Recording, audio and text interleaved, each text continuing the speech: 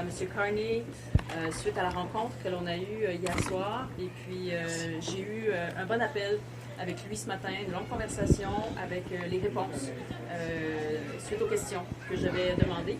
Donc là, on est en analyse de ces réponses.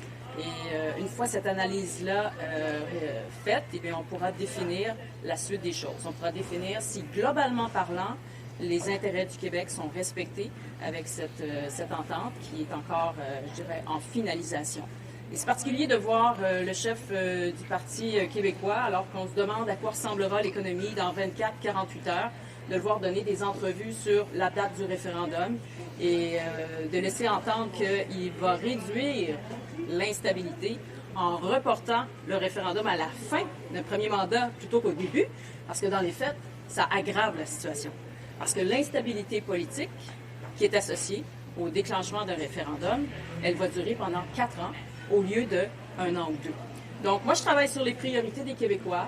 On est connecté aux intérêts et de la région ici, la foresterie, l'aluminium, les tarifs en général dont on est menacé.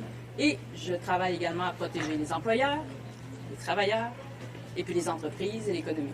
À partir des réponses que vous avez obtenues du premier ministre Carney, est-ce que vous savez mieux maintenant si ça penche plus favorable ou moins favorable au Québec? Est-ce que vous avez l'impression que vous avez vraiment été entendu, que les préoccupations du Québec ont été respectées, prises en compte par les négociateurs du Canada? Ça a été pris en considération. Maintenant, c'est grâce à l'analyse que l'on est en train de réaliser qu'on va voir, globalement parlant, quel est le portrait sur l'impact économique au Québec. Donc, il y a des gains et des pertes quelque part. C'est comme un genre de compromis, à ce qu'on comprend? C'est que parfois, il y a des améliorations. Mais est-ce que l'amélioration est suffisante pour dire que ça va nous garder à un niveau compétitif? C'est ce type d'analyse qu'il faut faire. Est-ce que M. Carney pourrait signer une entente sans que vous en connaissiez les détails?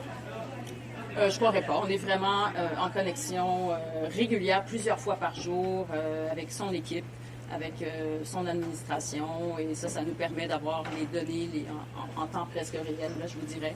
Donc voilà, au terme de cette analyse-là, on va voir s'il y a lieu de remettre l'alcool américain sur les tablettes. C'est ce que je pourrais vous dire une fois qu'on aura analysé l'impact global. Les trois secteurs que vous avez identifiés, aluminium, forêt, industrie laitière, agricole, est-ce qu'il y en a un est-ce qu'il y en a un qui semble plus fragilisé par l'accord qui semble sur la table? Je ne vais pas me prononcer là-dessus parce qu'on a besoin justement de cette analyse fine pour définir l'impact sur chacun des secteurs d'importance. Mais on travaille à protéger l'intérêt des Québécois, des travailleurs, des entreprises, et puis c'est ce à quoi on va s'acharner, en fait, au cours des prochaines heures. Puis avez-vous été rassuré? Parce que je comprends que vous avez eu les réponses, mais avez-vous été rassuré par cette conversation? C'est toute une question de compétitivité avec d'autres pays. Donc, c'est pas juste, ça paraît bien. Il faut voir où est-ce que ça nous positionne par rapport à d'autres pays qui exportent également aux États-Unis dans des secteurs qui sont stratégiques et névralgiques pour le Québec.